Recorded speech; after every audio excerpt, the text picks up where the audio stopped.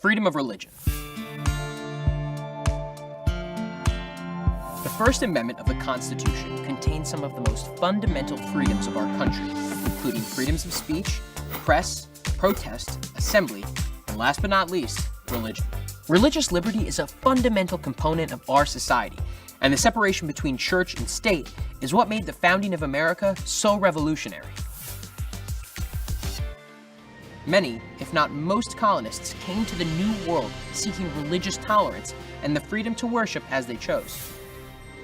By the time of the American Revolution, there were many denominations and churches in the colonies, competing with one another.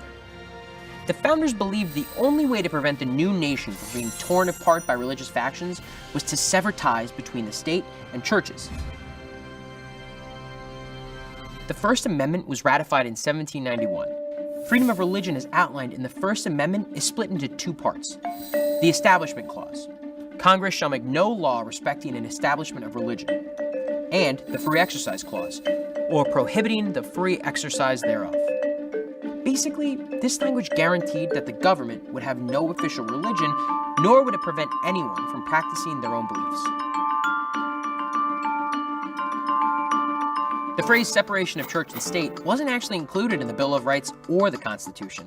Thomas Jefferson used the phrase in an 1802 letter to the Danbury Baptist Association. Well, in 1971, the Supreme Court in Lemon v. Kurtzman created a three-pronged criteria to ensure government policies or acts do not violate religious freedoms.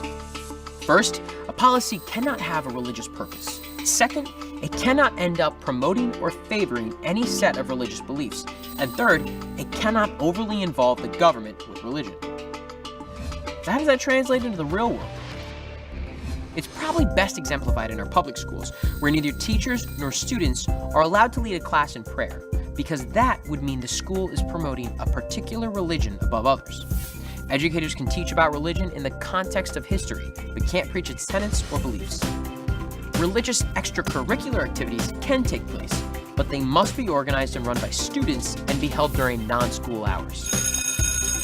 The Founding Fathers, based on the experience of their ancestors and their own beliefs, managed to forge a government whose freedoms are as important today as they were then.